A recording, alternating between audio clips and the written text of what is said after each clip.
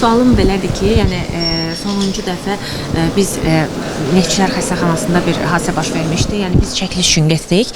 Çəkiliş üçün gedəndə və bizi mühafizə filan, yəni imkan vermədilər çəkilişi eləyək. Bizə maraqlı olan tərəf odur ki, jurnalistlərin xəstəxanaya, yəni daxil olub həkimlərmi və yaxud da aidiyyatı bir şəxsləmi də müsahibə götürmək üçün, yəni işini icra etməsi üçün bu ilə bağlı hər hansı bir tədbirlər yəni görülməsi nəzərdə tutulmur. Çünki xəstəxanalara giriş mümkün deyil jurnalistlərə. Bununla bağlı onu bildirmək istəyirəm ki, bilirsiniz ki, tibb müəssisəsi elə bir müəssisədir ki, orada insanların həyatının sağlamlığına qovuşması üçün ciddi addımlar atılan məsələdir və burada həyati göstərişlər olan hallar olur və bu məqamda da jurnalistin həkimə və yaxud da ki, tibb işçisindən hansısa məlumat alması bu əlbəttə ki, etik cəhətdən birincisi uyğun deyil.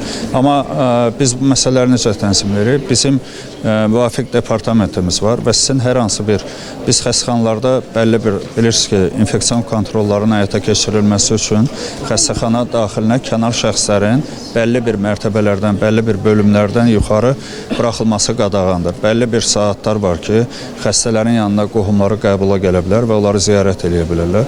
Amma biz jurnalistlərimiz üçün, mətbuat işçilərimiz üçün bu şəraiti daha da rahatlaşdırmaq üçün və yaxud da həkimlərimizlə birbaşa görüşmək üçün müvafiq departamentimiz var. Oraya müraciətlər ünvanlanır və istədiyiniz vaxt hər hansı həkimdən, hər hansı tibb müəssisəsinin rəhbərindən tam olaraq informasiya ala bilirsiniz.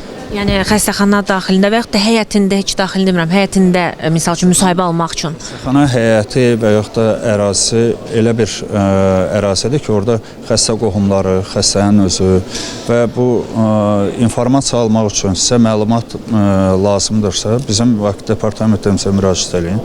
Onlar sizin üçün həm xəstəxananın içində, həm də kənarda həyətində və yaxud da harada bir şərait varsa, o şərait təmin edəcək. Bu sizin üçün həm komfort zonu olacaq ki, rahat-rahat işinizi görəsiniz. Həm də ki, bizim üçün də rahat olacaq ki, əlavə orada problemlərin yaranması qarşısı alınacaq.